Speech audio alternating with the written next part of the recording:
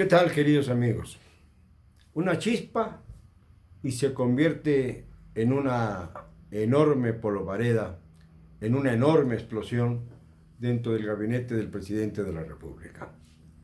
Así de endebles están las relaciones dentro de este aparato gubernamental de la Cuarta Transformación. No quisiéramos que fuera así, pero es.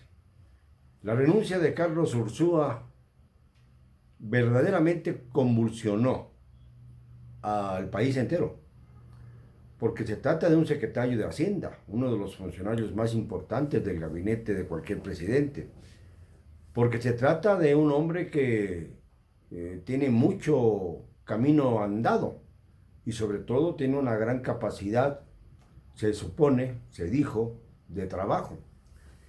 Pues bien, es el primero de los grandes que se va del gabinete del señor López Obrador. Y esto significa que, por supuesto, la economía no anda muy bien, que digamos, y nadie quiere meter las manos al fuego. Pero también el texto de esta renuncia es preocupante. Ya lo dijimos ayer, y hoy me vuelvo a referir a lo mismo. El hecho de que culpe a personajes de esta inestabilidad porque han impuesto funcionarios públicos con la fuerza, de su presencia frente al presidente de la República, habla muy mal de aquello que el presidente llamaba la mafia en el poder.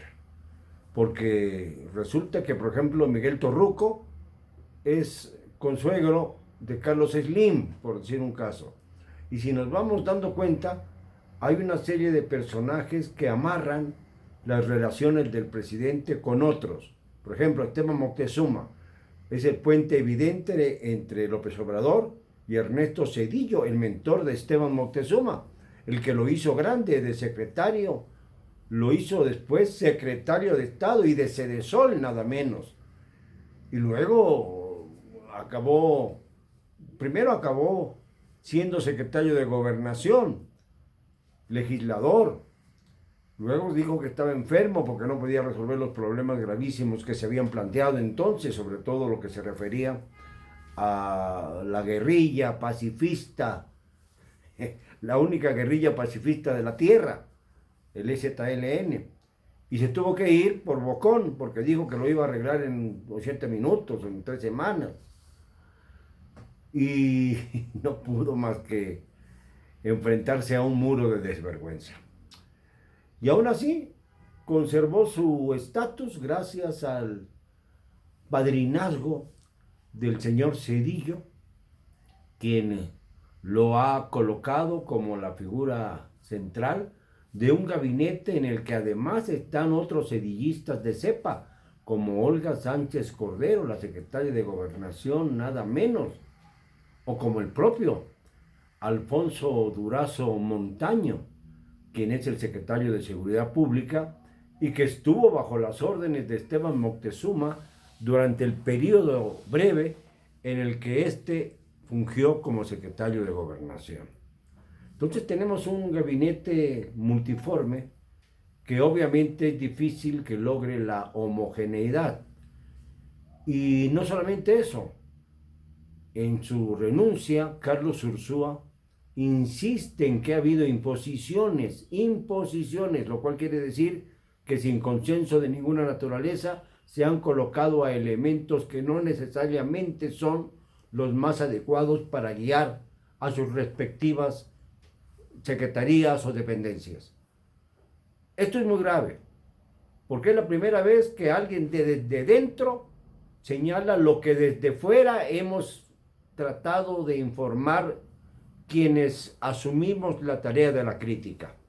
Ya ven ustedes que de nada sirvieron los tantos insultos, las tantas provocaciones que se han lanzado contra mí, contra otros colegas, por haber estado en la línea de fuego y haber señalado que se estaban equivocando los miembros del poder público en la actualidad y que no era posible concentrar toda la corrupción únicamente en el poder judicial, aunque la hay, no es toda la corrupción, ni toda la corrupción está dentro del Poder Judicial. Eso ya quedó claro, manifiesto, con la renuncia de Carlos Ursúa y el señalamiento de estas imposiciones. No solamente acerca de la incongruencia en ciertas decisiones económicas, en el rubro económico que es tan delicado porque inmediatamente fluctúan las monedas, fluctúa la Bolsa Mexicana de Valores, se vuelve inestable lo que decía el presidente hace apenas unas semanas con motivo de su primer aniversario de su apoteósica victoria electoral, que estaba más firme que nunca. El peso era la moneda más avaluada del mundo, la que más se había consolidado durante este último año. Y ya vemos que cualquier situación hace que se tambaleen las expectativas. No es que lo deseemos, porque hay veces que uno, confundido, piensa que estamos dando la puntilla al régimen. No, es que lo estamos señalando a tiempo para evitar que las catástrofes ocurran. Por ejemplo, yo me acuerdo, y esto es interesante, que a la muerte de Colosio, el doctor Pedro Aspe Armella reunió a las colonias libanesa, a la colonia judía, a banqueros importantes, a empresarios industriales, y les habló con una claridad meridiana. No se muevan, no hagan del crimen de Lomas Taurinas un pretexto para la especulación, porque esto alborotaría de tal manera los mercados que México acabaría hundiéndose. Y les leyó la cartilla, porque les dijo además, si ustedes no proceden con nacionalismo, entonces nosotros vamos a revisar y hacerles auditorías a cada una de sus empresas.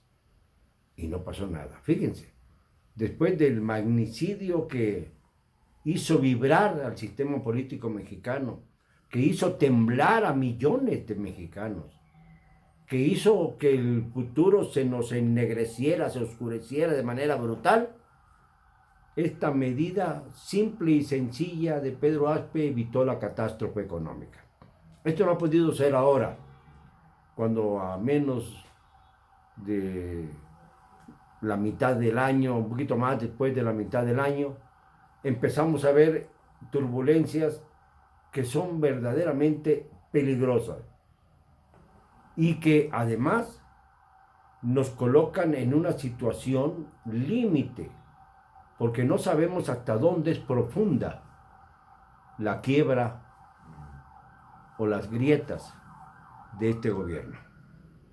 Esperemos que haya salidas, tiene que haberlas, siempre las hay, pero este primer llamado de atención, sobre todo porque se coloca en la Secretaría de Hacienda a Arturo Herrera, que es un elemento que tiene doctorado, sí, pero de escasas luces políticas y que además ha venido acompañando a López Obrador desde que fue secretario de Finanzas en los 2 últimos años de su jefatura de gobierno, es decir, 2004-2005, pues no es una persona conocida, no es una persona que tenga capacidad de maniobra, no es un elemento más que de escritorio.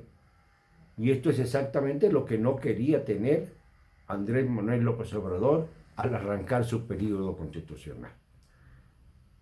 Estas son reflexiones que me hago apenas unas horas después de que dejó la Secretaría de Hacienda Ursúa. Reflexiones que hago con la mejor intención, no la menor, la mejor intención de aportar algunas ideas para tratar entre todos de resolver esta tremenda marabunta que se nos viene encima. Hay que decirlo siempre, con cero cobardía.